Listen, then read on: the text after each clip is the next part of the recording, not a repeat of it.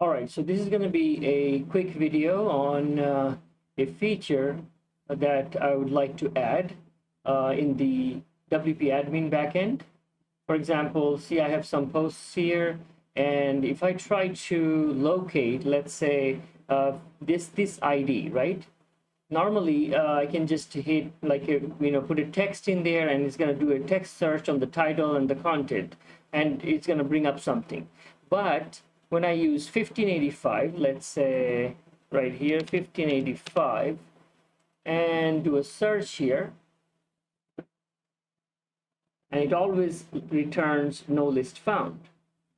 So this I find to be a drawback. I mean, recently I had to do this for a client. So this is what I did. I built a small plugin, admin search by post ID. So I activate it. And now if you go here and do a 1585 again and search list, boom, there you go, 1585 is here. To see how I achieve this functionality, let's go to the code. It's right here, Moose search by post ID. This is the plugin, and this very simple, just an index PHP. It has the regular mumbo jumbo. And in this area right here, I am just protecting this plugin from being able to access from outside, right, as the usual stuff. And this is where my add action actually begins. The hook I'm using here is pre-get posts. This is pretty much, it captures the results before the main query begins, right? So at the very beginning, I mean, this is my function, self-list admin search include IDs. And this is the function. I should probably use a little space in here. Okay. And very first, I'm checking for if the user that's doing it is an admin or not, right? If not, it's gonna just bail out. And then I'm also making sure if this is a search query or not, right? If it is a regular query, it's gonna bail out. And then I'm going ahead and collecting the query var S. S stands for the search.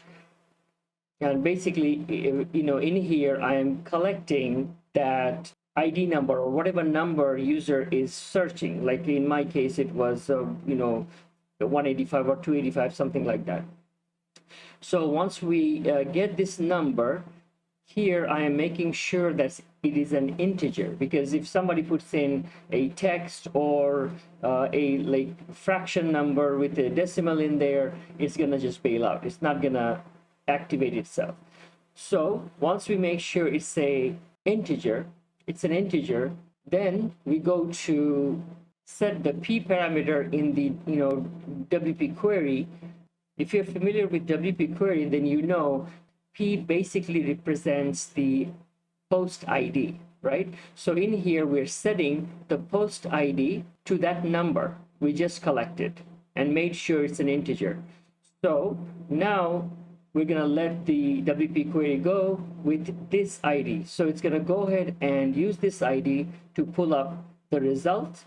And at the end, we're going to go ahead and reset the search query with an empty string so that it resets itself and hands it over to the usual query, right?